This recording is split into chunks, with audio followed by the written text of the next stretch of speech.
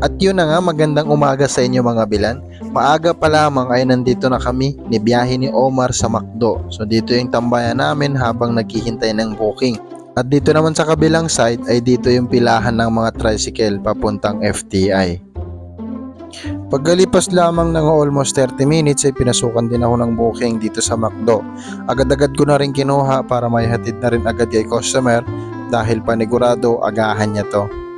So ayan, tara samahan niyo ako ihatid para makabalik na rin tayo agad. Mabilisan lamang. Mabuti na lamang at malapit lang din yung napaghatiran ko kaya nakabalik din ako agad. Pagbalik ko, meron agad booking. Ayun, takbo-takbo na ako eh. Si Kuya din nga pala, isa sa pinakamabait na nakilala kong tao dito sa Taguig. At maya-maya naman yung pinaka-cute naman na kaibigan ko ang lumapit. Ayan cute yan. So ayun, dali-dali ko na rin kinuha yung pagkain para mahatid na rin agad kay customer. Mabuti na lamang at puro malalapit lang yung customer. Kaya nakakabalik ako agad sa tambayan. At kung malapit man itong unang napagdelibera natin, mas malapit itong susunod na pagdidelibera natin dahil isang ikot ko lamang ay nandyan na si customer. At ang kagandahan nito, nakaabang na agad si customer.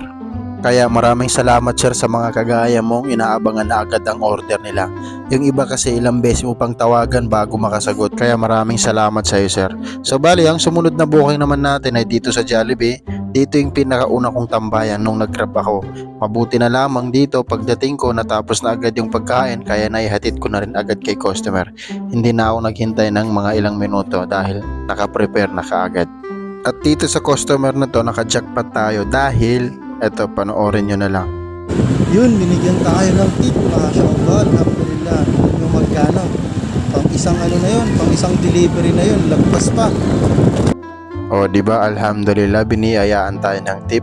At sumunod na mga nangyari ay eto na. Matagal ng antayan dahil wala ng booking.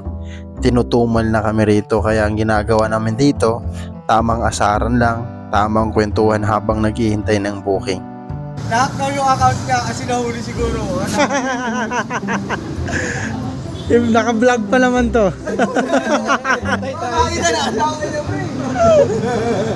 Yun, alhamdulillah, pinasukan na rin ng booking. Medyo matagal lang bago tayo nagka-booking ulit at medyo may kalayuan din tong pagde-delivera natin compare sa mga nauna.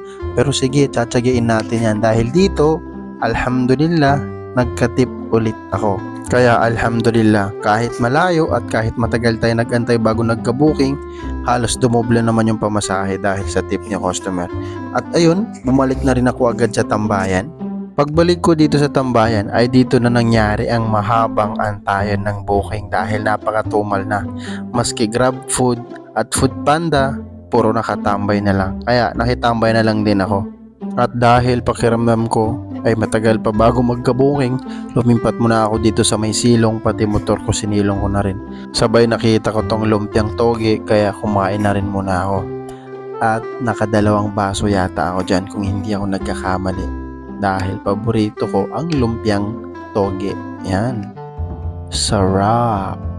At habang kumakain ako, pinasukan ako bigla ng booking dito sa may Chowking. At ito na yung magiging huling booking ko dahil tanghali na at ako'y uuwi na. Dali-dali ko na rin diniliver to kay customer. Pero dumaan muna ako dito sa Arca South dahil nandito yung bagong nagmamay-ari ng Arca South. Tapos bigla akong nalaman na pinsan ko pala yung bagong nagmamay-ari nito. Kaya ito, pakinggan nyo. In-interview ko to eh. Straight ka sa kuna. At habang papalapit siya, tinuro niya sa akin kung hanggang saan ang sakop niya dahil marami pala silang nagmamay-ari nito at pinarte-parte nila. So ayun, hindi naman ako nagtagal dahil may i-deliver pa ako. At habang ako'y papunta na sa kay customer, daanan ko naman dito yung isang pinsan ko na siya namang nagmamay-ari ng Sunshine Mall. At sa maikling oras na ito, na-share na sa akin kung paano niya naging pagmamay-ari ang Sunshine Mall.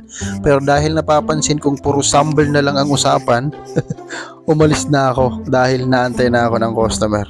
At pag-deliver ko nito, agad na rin akong umuwi dahil tanghali na. Pero dumaan pa pala muna ako dito para makabili ng ice candy dahil napakainit. Yun lang. Hanggang dito na lamang, maraming salamat.